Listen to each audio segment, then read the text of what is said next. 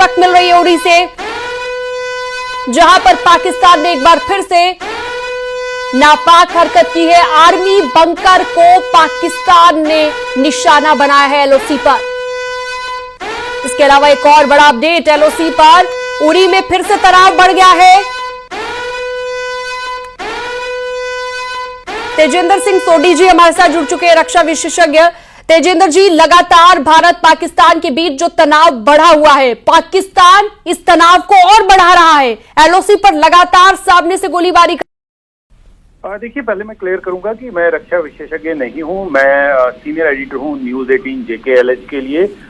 पाकिस्तान की तरफ से फिर से एक बार युद्ध विराम का उल्लंघन हुआ है उड़ी में, जहां पर पाकिस्तान आर्मी ने फिर से आर्टिलरी शेलिंग की है भारतीय चौकियों पे और वहां पर सिविलियन, लेकिन पाकिस्तान के जो नापाक मंसूब हैं वो एक बार फिर से विफल हो गए हैं। भारतीय सेना इस पाकिस्तान की तरफ से जो ये कायराना पूर्वक हरकत की जा रही है सिविलियन एरियाज को टारगेट करती, उसका भरपूर जवाब दे रही है। पाकिस्तान आर्मी को भारतीय सेना रिटेलिएट कर रही है। जिस तरह से पिछले कुछ दिनों में हम देख रहे हैं कि पाकिस्तान आर्मी लगातार सिविलियन एरियाज को टारगेट कर रही है, चाहे वो पुंछ का इलाका हो, चाहे रजौरी का इलाका हो, चाहे उड़ी का इलाका हो। पाकिस्तान आर्मी लगातार सिविलियन पॉपुलेशन को निशाना बना रही है, लेकिन भारतीय सेना एक प्रोफेशनल आर्मी होने की वजह से पाकिस्तान को मुंह तोड़ करारा जवाब दे रही है। और जहां पाकिस्तानी जिन बंकर से भारतीय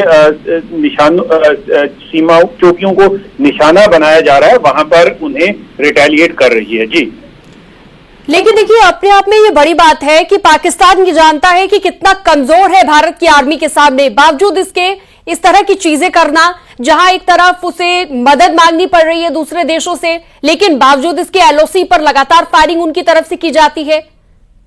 देखिए पाकिस्तान अभी एक भीख का कटोरा लेके पूरी दुनिया के सामने जा रहा है, और क्योंकि पाकिस्तान ये जानता है कि वो भारतीय सेना के सामने कहीं टिक नहीं सकता। भारतीय अर्थव्यवस्था जो है वो 3.5 ट्रिलियन की है, जबकि पाकिस्तान दुनिया के कर्जे के नीचे दबा हुआ है। और भारत के सामने खड़ा होने के लिए पाकिस्तान को बहुत सारे रिसोर्सेज की जरूरत होगी, इसलिए वो एक भीख का कटोरा लेके दुनिया के आगे भीख मांगने के लिए जा रहा है। जी बिल्कुल, दुनिया के सामने भीख मांग रहा है पाकिस्तान, लेकिन फिर भी अपनी नापाक हरकत है। बहुत शुक्रिया आपका तेजेंद्र सोडी जी हमारे साथ जुड़े हुए थे।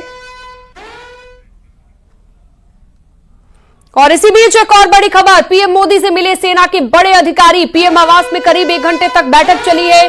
सेना के आला अफसरों के साथ पीएम मोदी की मीटिंग।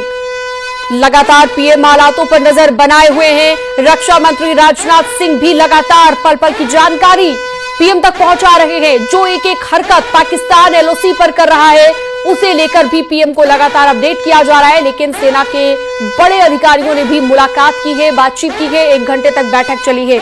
अनूप गुप्ता जुड़ गए हैं हमारे सहयोगी ज्यादा जानकारी और अपडेट के साथ। अनूप, पीएम मोदी के साथ आला अफसरों की इस बैठक को लेकर और क्या अहम जानकारी? देखिए, आपको बता दूं कि तीनों सेना के जो चीफ थे, उन्होंने प्रधानमंत्री नरेंद्र मोदी से मुलाकात की है। 7 AM में मुलाकात चल रही थी, बैठक खत्म हो गई है और हमने देखा कि आज सुबह से ही दिल्ली में हलचल तेज थी। सुबह में रक्षा मंत्री राजनाथ सिंह ने तीनों सेना अध्यक्षों से मुलाकात की और जिस तरीके से बॉर्डर में तनातनी का माहौल है, जिस तरीके से पाकिस्तान के तरफ से उकसाने वाले कदम उठाए जा रहे हैं, उस सारी जानकारी पहले रक्षा मंत्री से चर्चा की गई और अब प्रधानमंत्री नरेंद्र मोदी को दिया गया है। यानी जो अभी के हालात हैं, जो अभी की स्थिति है, उसकी जानकारी प्रधानमंत्री नरेंद्र मोदी को दी गई है।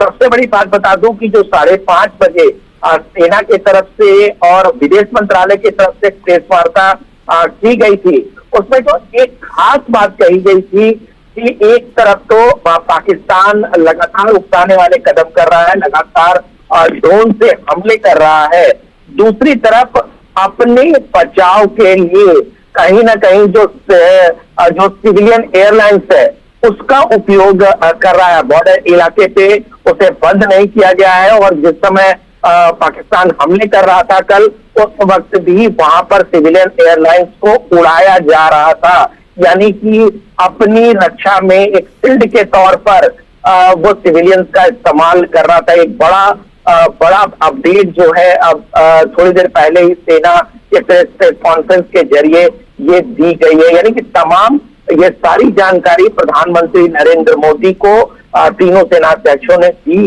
और आगे के लिए भी किस तरीके की रणनीति होगी इसकी जानकारी दी गई है। जी।